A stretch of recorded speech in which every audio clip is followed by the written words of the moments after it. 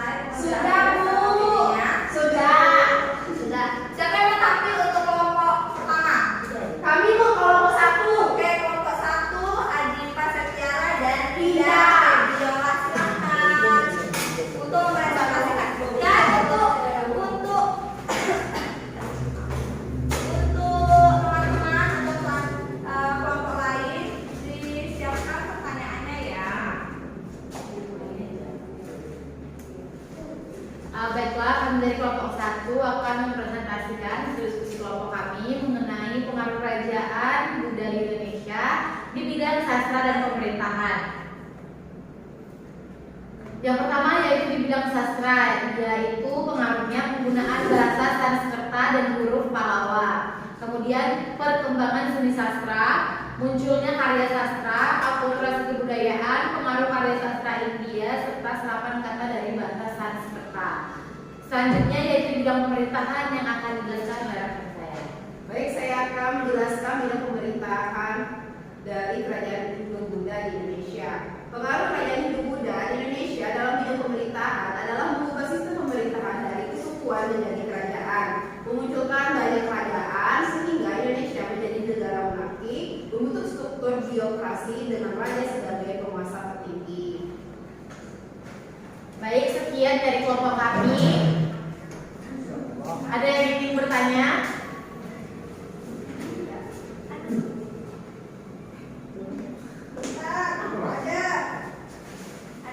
Apakah ada teman-teman yang ingin bertanya mengenai pengaruh kerajaan Hindu Buddha di Indonesia, terutama di bidang sastra dan pemerintahan?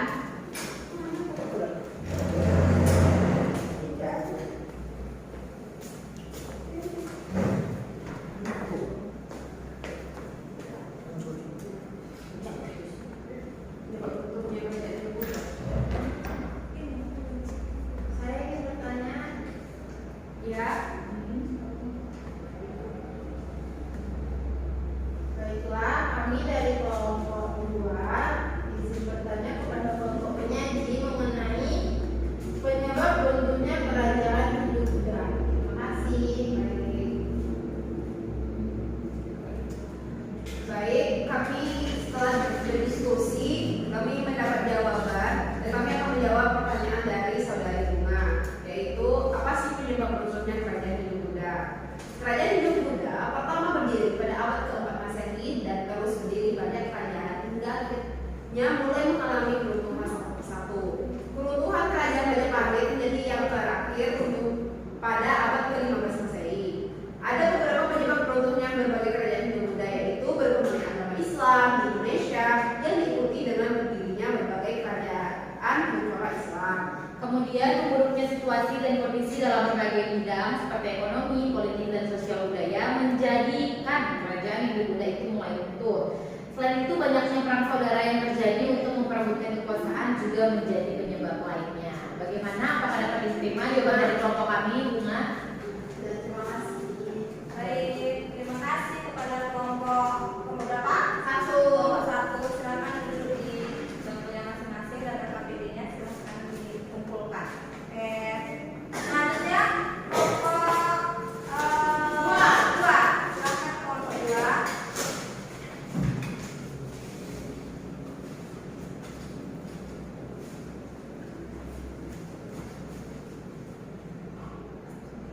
Assalamualaikum warahmatullahi wabarakatuh. Waalaikumsalam warahmatullahi wabarakatuh. Baik, kami dari kelompok 2 akan memaparkan hasil diskusi dari kelompok kami mengenai pengaruh kerajaan Hindu Buddha di Indonesia dalam bidang ekonomi dan sosial. Pengaruh kerajaan Hindu Buddha dalam bidang ekonomi akan saya sampaikan sendiri, yaitu adanya jalur perdagangan yang ramai hingga muncul pusat perdagangan yang berkembang menjadi pusat kerajaan.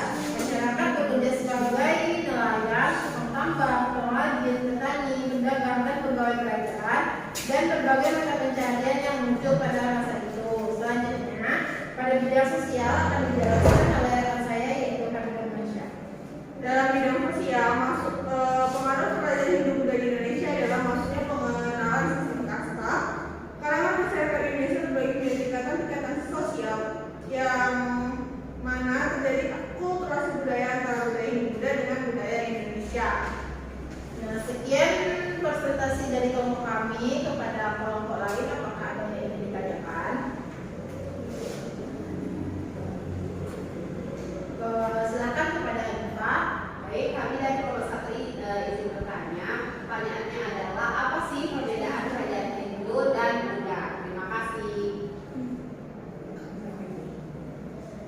Baiklah, terima kasih atas pertanyaannya kepada kelompok 1. kami akan mencoba menjawab yaitu apa perbedaan kerajaan Hindu dan Buddha, di mana perbedaan kerajaan Hindu dan Buddha memiliki banyak perbedaan berdasarkan perbedaan kedua agama tersebut. Ada beberapa perbedaan dasar, yaitu dewa yang menjadi keyakinan agama Buddha hanyalah satu, yaitu Sang Buddha. Sedangkan agama Hindu memiliki dewa yang disebut Trimurti, yaitu Dewa Siwa, Dewa Wisnu, dan Dewa Brahma.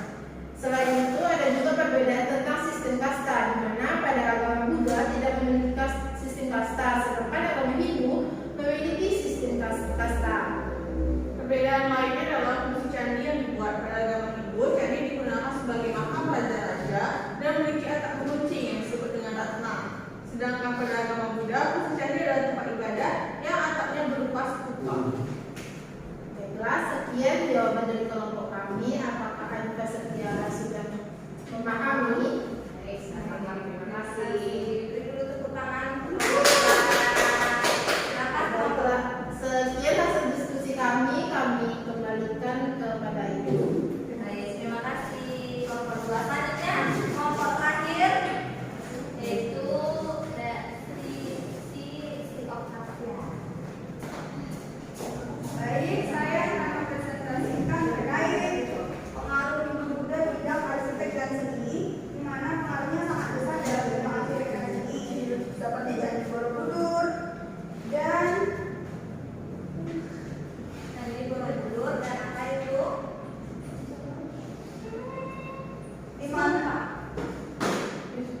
di mana mencerminkan teknik bangunannya yang tinggi, interaksi budaya lain memperkaya seni dan arsitektur lokal, menciptakan budaya unik secara keseluruhan.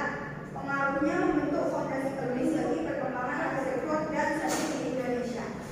Demikian, apakah ada yang ditanyakan? Ada yang mau ditanyakan? Ada Bu?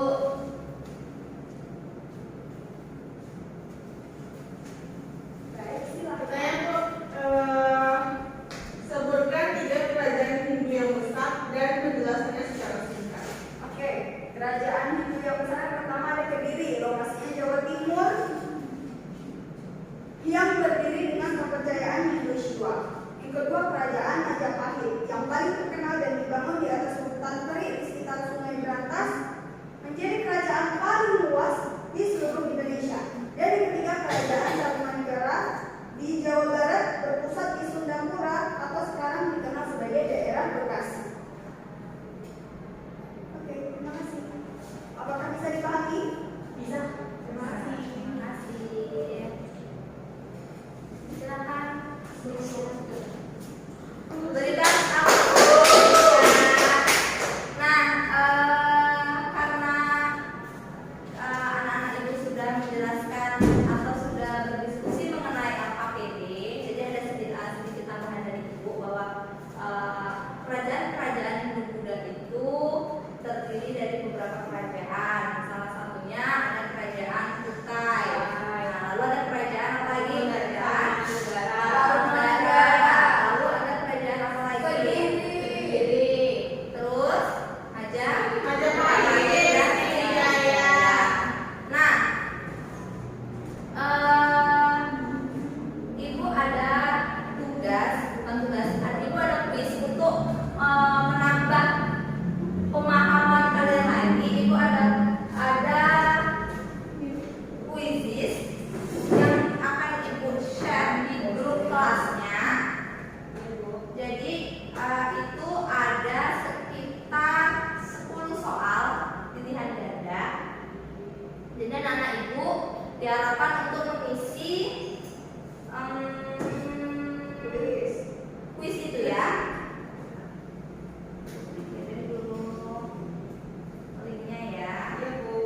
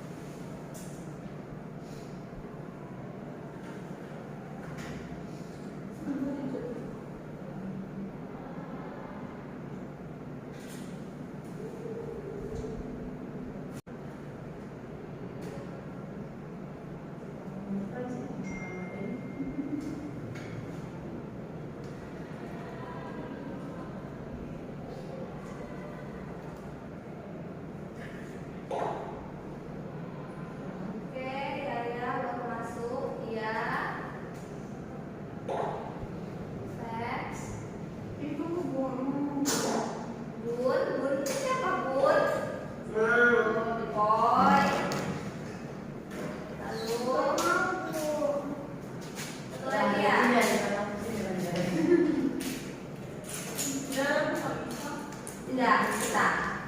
Kita mulai ya. Kita semua mulai. Silakan dikerjakan sebaik mungkin.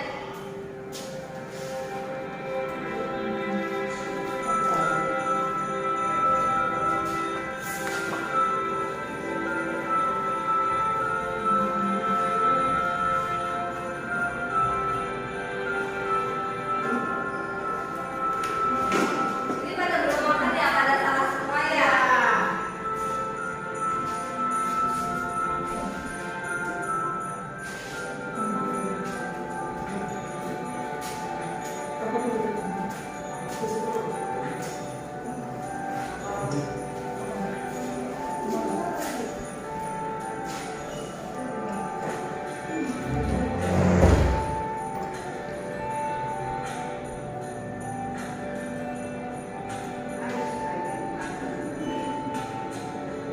Ayo, ayo.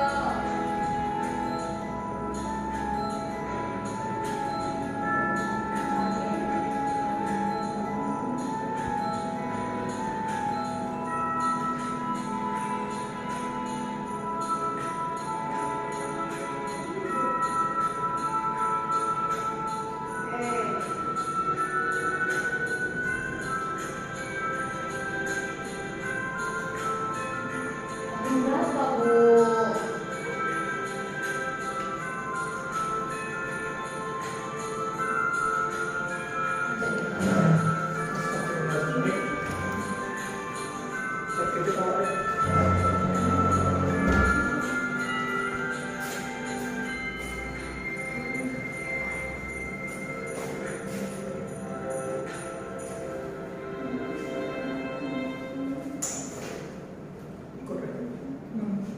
Sudah? Oke, mundur masih di posisi pertama.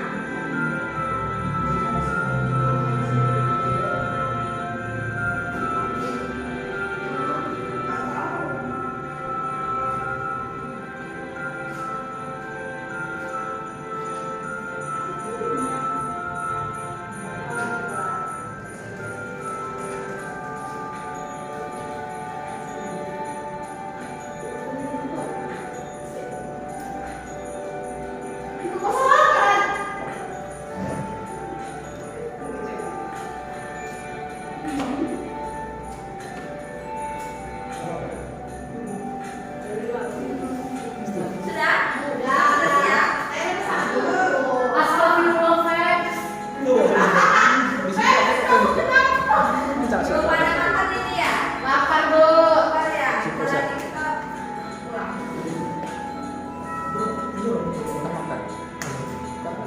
Sudah? Siapa yang belum? Saya belum. Nanti belum ya?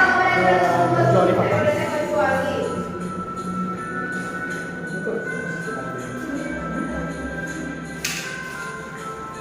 Yo, iya,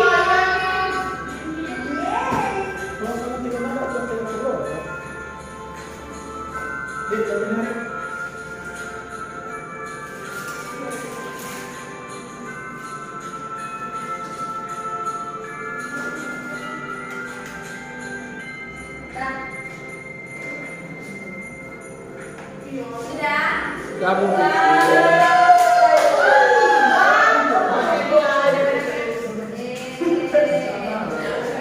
inilah gambarannya teman sekalian. Ada yang bisa memahami materi kita pada hari ini. Nah, Ibu ingin bertanya kepada anak-anak semuanya, ada yang bisa tidak mengkaitkan antara tadi gambar Candi Muara Takus ini atau peninggalan Candi Muara Takus ini dengan pembelajaran kita hari ini dan budaya yang ada di Riau? Ada siapa yang bisa mengaitkannya? Oke, ya silahkan. Kaitan Candi Muara Takus dan budaya Melayu itu adalah menjadi saksi sejarah bagi masyarakat Melayu Riau karena menunjukkan daerah ini pernah menjadi pusat kegiatan keagamaan dan kebudayaan yang besar sebelum budaya Islam berkembang di Riau. Candi Muara Takus ini menggambarkan bagaimana perkembangan seni dan arsitek khas Hindu-Buddha seperti penggunaan batu bata. Nah, pengaruh arsitektur ini dapat dilihat dalam beberapa elemen seni bangunan yang ada di